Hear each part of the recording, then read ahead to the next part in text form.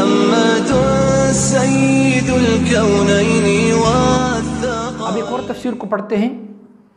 میں نے جان بوجھ کے صوفیہ کرام کی مقبول تفسیروں کو بعد میں رکھا تاکہ کسی کے ذہن میں یہ بات نہ آئے کہ یہ صوفیہ کو زیادہ پروٹیکشن دیتے ہیں۔ میں نے سب سے پہلے امام فخر الدین رازی اور تفسیر طبری اور تفسیر قرطبی کو آگے کیا۔ اب یہ تفسیر مظہری ہے، یہ بھی حضرت قاضی ثناء اللہ پانی پتی رحمۃ اللہ تعالی کا جو تفسیر مظہری پر نقشید ہے، یہ سلسلہ عالیہ نقشبندیہ کے مرزا مظہر جان جانان رحمۃ اللہ تعالی کے خلفاء میں سے ہیں۔ اور تفسیر جو آپ کا ہے جلد نمبر 8، اگر آپ کے پاس یہ تفسیر کسی اور مکتبے کے چھپا ہو تو پھر آپ اس تفسیر کو آیہ شریف کے تھرو آپ سرچ کر سکتے ہیں۔ سیماہم فی وجوہہم من اثر السجود، آپ فرماتے ہیں کہ ہوا نور و بیاض وجوہہم یوم القیامت یعرفون بہ، آپ فرماتے ہیں یہ نور ہے اور روشنی ہے جو قیامت والے دن ان نماز پڑھنے والوں سجدہ کرنے والوں کے چہروں پر ہوگا کہ انہم سجدوا فی الدنیا، ان لوگوں نے دنیا میں سجدی کی ہے۔ یہ روایت عوفی نے حضرت ابن عباس سے فرمائی ہے۔ وقال عطار ابن ابی رباح والربیع ابن انس استنارت وجوہم فی الدنیا من کثرت الصلاۃ، ان کی چہرے جو ہے نا وہ چمکتے رہیں گے دنیا میں کثرت نماز سے۔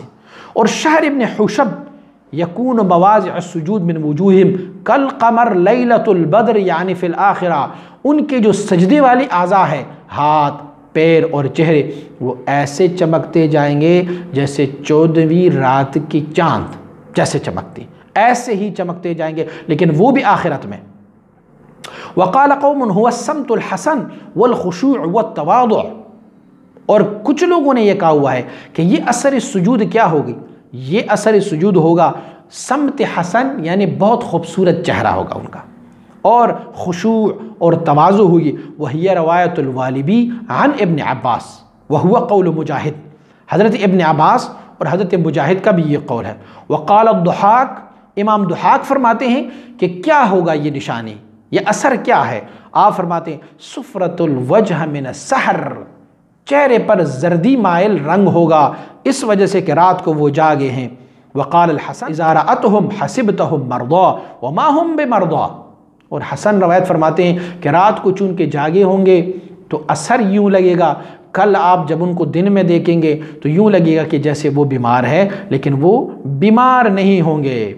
اور حضرت اکرمہ اور سعید ابن جبیر آپ فرماتے ہیں ہوا اثر التراب علی الجباہ، آپ فرماتے ہیں کالا ماتھے پر کالا نشان نہیں ہوگا بلکہ ماتھے پر مٹی کا نشان ہوگا، چونکہ صحابہ کرام مٹی پر سجدہ لگایا کرتے ہوتے تھے تو فلہذا ان کی ماتھوں پر نشان ہو مٹی کا۔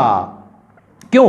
وقال ابو العلایا لأنهم كانوا يسجدون على التراب دون الأثواب، صحابہ کرام اس بات کو بہت اچھا تصور فرماتے ہوتے تھے کہ ہم مٹی پر سجدہ کر لیں اور کپڑے پر نہ کریں۔ کیوں؟ یعنی تواضعاً، اسی لیے کہ ان میں تواضع اور عاجزی بہت تھی صحابہ کرام میں، تو وہ مٹی پر سجدہ۔ تو اگر چہرے پر کوئی نشان ہمیں احادیث سے ملتا ہے تو وہ صرف مٹی ہی کا نشان ملتا ہے، نہ کہ سیاہ اور کالے رنگ کا داغ اور دبا مل جاتا ہے۔ یہ آپ نے تفسیر دیکھی، تفسیر مظہری ہے۔ ایک اور تفسیر کو دیکھتے ہیں، فارسی میں تفسیر ہے، اس کو تفسیر کابلی کہتے ہیں، بڑا مشہور تفسیر ہے، اور یہ دیوبند مسلک کے ایک بندے نے لکھا ہوا ہے، مولانا محمود حسن دیوبندی، اور اس کی جو تشریح اور توجیہ کی ہے وہ مولانا شبیر احمد دیوبندی نے۔ میرے پاس یہ کتاب جو ہے یہ دیوبندی مکتبہ فکر سے ہیں، اسی کے مکتبے میں سے ہے، اور مکتبۃ الحقانیہ۔ آئیے دیکھتے ہیں کہ یہ اس آیہ شریف کی ذیل میں کیا تفسیر لکھتے ہیں۔ آپ لکھتے ہیں کہ سیماہم فی وجوہ من اثر السجود، ان کے چہروں پر اثر ہوں گے علامتی ایشان در روحائی ایشان از اثر سجدہ، ان کی علامت یہ ہے کہ ان کے چہروں میں کچھ اثر سجدہ کی علامات دکھائی دیں گے۔ تو آپ لکھتے ہیں کہ از پابندی نماز، وہ نشان کیا ہوگی؟ یہ لوگ زیادہ نماز پڑھنے کی وجہ سے نشان ہو، خصوصاً نماز تہجد، وہ تہجد کی نماز زیادہ پڑھتے جائیں گے. بر چہرہائے آنہا یک نوع نور و رونق خاص میں باشد. ان کے چہرے پر ایک خاص طور کی نور اور ایک خاص روشنی ہوگی، رونق ہوگی.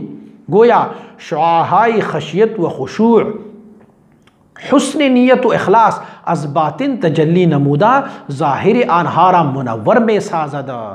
گویا یوں ہوتا ہے کہ ان کی باطن کی جو شعاع ہیں، جو خشیت اللہ کی ڈر اور خشوع حضور سے جو نماز پڑھتے ہیں، وہ ان کی باطن سے نکل کے ظاہر کو خوبصورت اور منور کر دیتے ہیں. اصحاب پیغمبر از نور چہرہ و از کردار و رفتار متقیانہ خود بین مردم بکلی جدا و ممتاز شناختہ میں شدند. صحابہ کرام جو حضور کے صحابہ ہے، وہ ان کے نور کے چہروں کی وجہ سے، جو ان کے چہروں پر نور ہوتا ہے اور ان کی کردار اور ان کی رفتار سے تمام لوگوں میں ممتاز اور الگ نظر آئیں گے. تو دیوبندی مکتب فکر بھی کہتے ہیں کہ وہ نور ہے، روشنی ہے، کالا سیاہ نشان نہیں ہے. کچھ حوالہ جات میں نے اپنی تئیں جو کتابوں سے نکالے ہیں اسے میں پیش کر دیتا ہوں تاکہ آپ کو وہ بھی حفظ رہیں. کچھ حوالہ جات ہیں. مفسر قرآن حضرت علامہ پیر کرم شاہ الازہری اپنی شرح آفاق تفسیر ضیاء القرآن میں اس آیے کے تشریح میں فرماتے ہیں کہ سیما کا معنی علامت ہے، یعنی قدسیوں کی اس جماعت کو پہچاننا مشکل نہیں. ان کے چہروں پر نور ایمان کے جلوے صاف دکھائی دیتے ہیں. دیکھنے والا دیکھتی ہی انہیں پہچان لیتا ہے کہ یہ آغوش نبوت کے پروردہ ہے، یہ نگاہ رسالت کی فیض یافتہ ہے. ان کی حسین اعمال کا نکھار اور ان کی قلوب کی پاکیزگی اور روح کی طہارت دلوں کو بے ساختہ اپنی طرف کھینچ رہی ہے.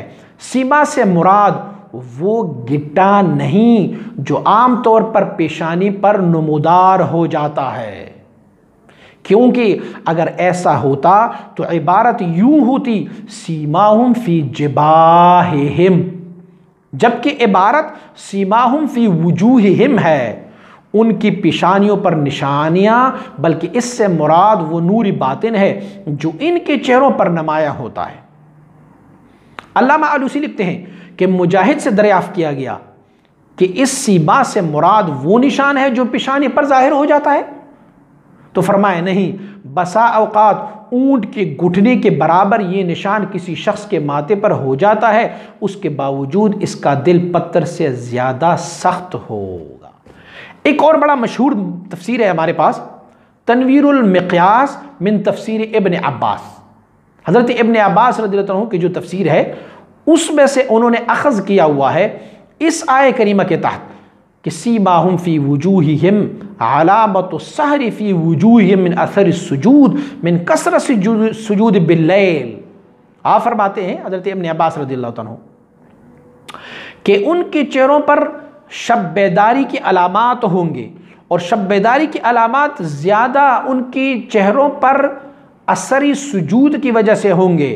اور آپ نے لوگوں کا بھی نام لیا ہوا ہے کہ وہ کون لوگ ہیں، سلمان، بلال، صہیب اور اصحاب رسول اللہ رضوان اللہ تعالی علیہم اجمعین. یہ تفسیر تنویر المقیاس کی صفحہ نمبر 434 پہ لکھا ہوا ہے. آپ مجھے بتائیں کہ جو ابن عباس رضی اللہ عنہ نے ان صحابہ کرام کا نام لیا ہوا ہے کہ جس میں سلمان اور بلال اور صہیب، کیا ان کے ماتھے پر کالا نشان یا کوئی کالا دھبا تھا؟ نہیں تھا. اور جن کے بارے میں رئیس المفسرین، امام المفسرین حضرت ابن عباس رضی اللہ عنہ یہ فرماتے ہیں کہ اللہ کریم نے جن کے بارے میں فرمایا ہوا وہ یہ لوگ ہیں. تفسیر شربینی اور فتوحات سلیمانیہ یہ بھی مشہور تفسیر ہے. آپ لکھتے ہیں قال البقاعی ولا يظن ان من السیما ما يصنع بعض المرائین من اثر هیئۃ السجود فی جبهته فان ذلك من سیما الخوارج.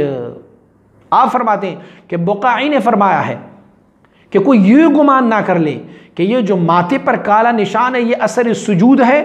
فرماتے ہیں یہ تو ریاکار لوگ یہ کام کرتے ہیں کہ وہ سجدے کے اثر کو زبردستی اپنے چہرے پر بنا لیتے ہیں، اور یہ علامت جو ہے یہ خوارج کی علامت ہے، العیاذ باللہ. یہ آپ تفسیر شربینی میں آپ پڑھ سکتے ہیں اور فتوحات سلیمانیہ میں۔ اسی کو روایت کیا ہے آگے کہ حضرت ابن عباس رضی اللہ تعالیٰ عنہ فرماتے ہیں کہ انہو قال، کہ حضور نبی اکرم صلی اللہ علیہ وسلم نے فرمایا لَأَبْغَضُ الرَّجُلُ وَأَكْرَهُ إِذَا رَأَيْتُ بَيْنَ عَيْنَيْهِ أَثَرُ السُّجُودِ، حضور نے فرمایا میں اس بندے سے بغض رکھتا ہوں اور اس بندے کو برا جانتا ہوں جن کی آنکھوں کے درمیان میں کوئی سجدے کا اثر دیکھوں، یعنی کالا گٹھا یا کالا نشان یا کالی علامت میں دیکھ لوں تو حضور فرماتے ہیں میں ان لوگوں سے نفرت کرتا ہوں، اس سے میں بغض رکھتا ہوں۔ اور یہ حدیث میں پہلے بھی کوٹ کر چکا ہوں کہ حضور نے فرمایا ہے لا تعلبوا صورکم، حضور نے فرمایا اپنی صورتوں کو داغدار نہ بنایا کرو۔ ایک اور روایت، یہ آپ اعلیٰ حضرت کی کتاب سارے فتاوی افریقہ میں، یہ جو روایات میں نے پیش کی ہے یہ روایت آپ اعلیٰ حضرت کی فتاوی میں جو فتاوی افریقہ ہے صفحہ نمبر 56 سے لے کے 59 تک 59 تک کی یہ آپ وہاں دیکھ سکتے ہیں۔ آپ اعلیٰ حضرت نے بھی حضرت ابن عمر رضی اللہ عنہ کی ایک حدیث کو روایت کی ہے، عن ابن عمر رضی اللہ تعالیٰ عنہ انہ رأى رجلا قد اثر فی وجہہ سجود، ایک بندے کو حضرت ابن عمر رضی اللہ عنہ نے دیکھا جو ان کے چہرے پر یہ نشان تھا، کالا نشان، فقال ان صورت وجہ کا انفق، آپ نے فرمایا کہ دیکھو آپ کے ناک پر یہ جو نشان ہے نا، اصل میں آپ کی ناک جو ہے یہ آپ کی چہرے کو خوبصورت بنانے والی چیز تمہارے چہرے کو ناک ہے، تو اپنا چہرہ داغی نہ کر اور اپنی صورت نہ بگاڑ۔ میں نے پہلے دیوبندیوں کی کتاب کو پیش کیا، اب اعلیٰ حضرت کی کتاب کو پیش کیا ہے۔ دیوبندیوں کو ماننے والے اگر ہے تو وہ ان کی مان لے، اور اعلیٰ حضرت کے ماننے والے جو ہے وہ ان کی مان لے، دونوں حضرات ان کو سمجھتے ہیں۔